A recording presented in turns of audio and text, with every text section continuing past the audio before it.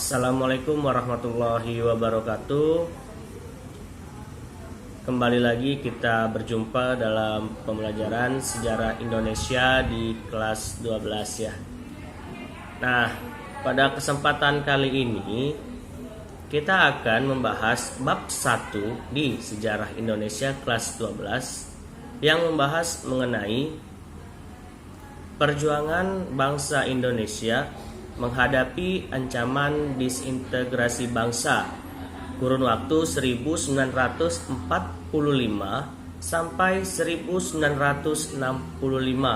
seperti itu. Oke, kita langsung saja masuk ke dalam pembahasan materi bab 1. Tapi sebelum kita melangkah lebih jauh mengenai materi yang akan kita bahas, sebaiknya kita perlu tahu terlebih dahulu pengertian dari disintegrasi.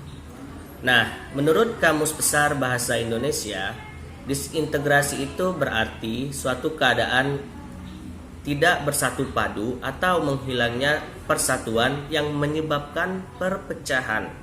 Atau secara sederhananya bisa dikatakan disintegrasi itu merupakan suatu bentuk perpecahan antara kelompok yang satu dengan kelompok yang lainnya.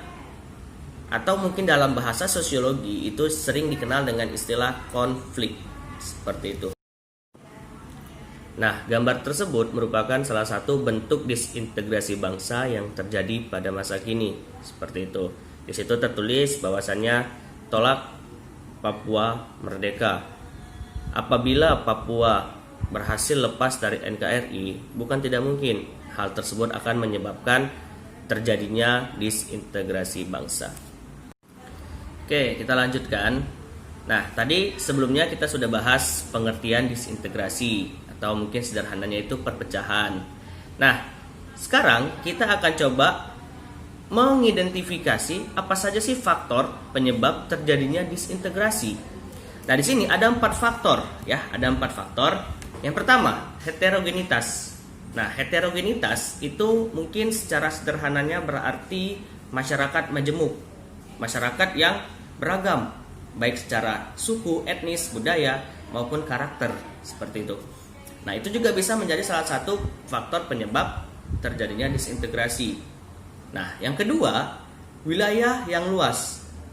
Nah, wilayah negara yang luas itu juga berpotensi terjadinya suatu disintegrasi, karena akan sulit untuk mengontrol antara wilayah yang satu dengan wilayah yang lainnya, seperti itu. Nah, yang ketiga ini adalah etnosentrisme, atau terlalu menganggap sukunya itu lebih tinggi dibandingkan suku yang lain. Nah, itu juga berbahaya karena kita tinggal di negara dengan masyarakat yang multikultur, dengan beragam suku budaya. Kita harus saling menghargai dan saling menghormati agar tidak terjadinya disintegrasi. Dan yang keempat, tidak meratanya pembangunan secara ekonomi maupun infrastruktur. Itu juga akan menimbulkan yang namanya kecemburuan sosial di kalangan masyarakat, seperti itu. Oke, kita lanjutkan. Nah, di sini ada gambar ya, gambar yang menampilkan peta konsep tentang disintegrasi di Indonesia. Nah, disintegrasi di Indonesia itu dibagi dalam 3 bagian ya, 3 fase atau 3 masa. Yang pertama, masa revolusi fisik. Nah, masa revolusi fisik ini terjadi kurun waktu 1945 sampai 1949. Nah, dalam kurun waktu tersebut ada beberapa gerakan yang mencoba untuk memecah belah Indonesia. Yang pertama, ada pemberontakan PKI Madiun 1948. Dan yang kedua, ada gerakan yang dikenal dengan singkatan DITII, atau kepanjangannya itu adalah Darul Islam Tentara Islam Indonesia. Itu fase atau masa revolusi fisik. Nah, masa yang kedua atau fase yang kedua itu terjadi pada masa demokrasi liberal. Kurun waktunya itu dari tahun 1950 sampai 1959. Nah, pada fase ini ada beberapa gerakan yang terjadi. Nah, yang pertama, ada pemberontakan APRA, Angkatan Perang Ratu Adil. Dan yang kedua, ada RMS, yaitu singkatan dari Republik Maluku Selatan. Dan yang ketiga ada gerakan Andi Ajis. Nah, selanjutnya yang keempat ada gerakan yang dilakukan oleh PRRI Permesta. Nah, itu yang terjadi pada fase demokrasi liberal. Nah, yang terakhir, masa atau fase yang ketiga itu pada saat demokrasi terpimpin. Kurun waktunya itu sekitar 1959 sampai 1965. Nah, pada fase kali ini ada suatu peristiwa yang sangat mungkin dikenal oleh masyarakat luas, yang mungkin masih membekas atau bahkan yang tidak bisa dilupakan. Yaitu apa? Yaitu gerakan 30 September 1965. Nah, itu adalah bagian dari disintegrasi bangsa yang terjadi di Indonesia kurun waktu 1945 sampai 1965 yang dibagi dalam 3 fase: revolusi fisik, demokrasi liberal, dan demokrasi terpimpin. Oke, kita lanjutkan.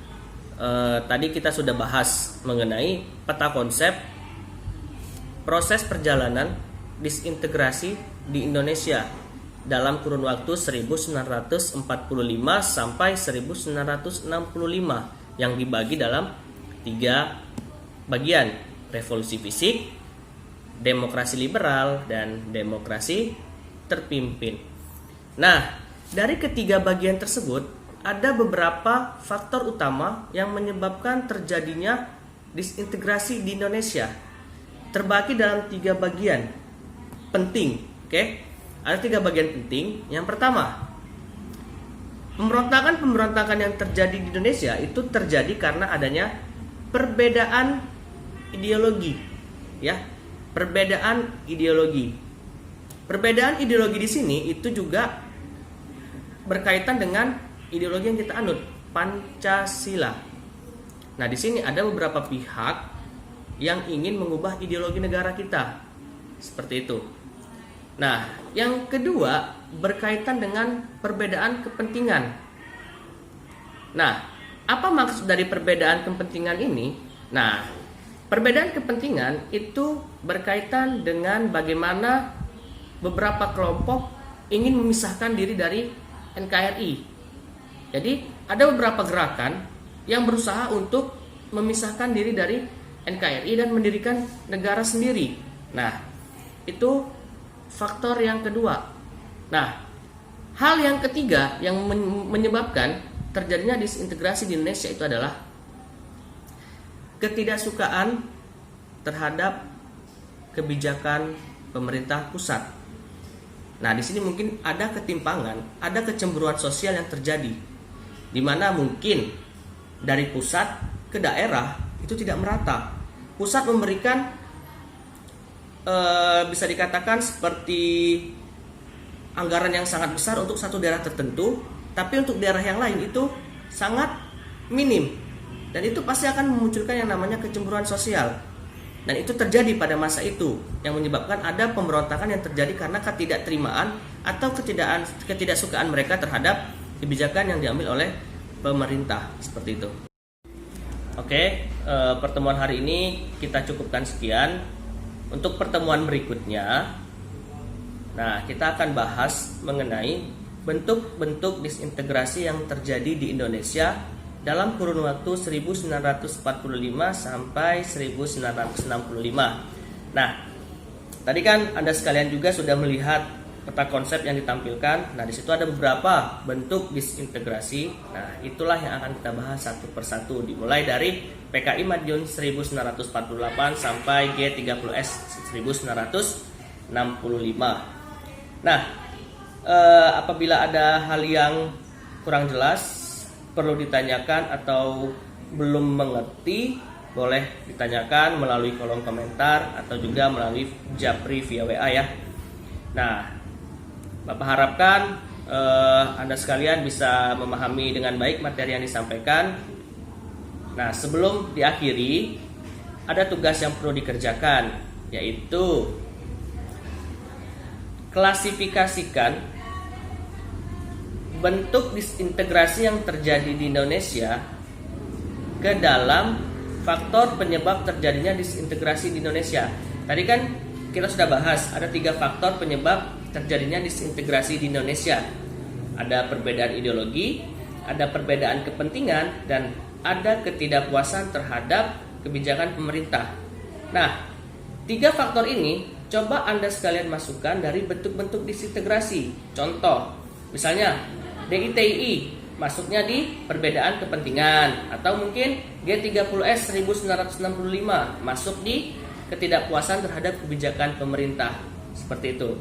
Nah, mudah-mudahan Anda juga mengerti dengan tugasnya. Kurang lebihnya Bapak mohon maaf. Pertemuan hari ini kita akhiri dengan ucapan alhamdulillahirabbil alamin. Sampai jumpa minggu depan. Assalamualaikum warahmatullahi wabarakatuh.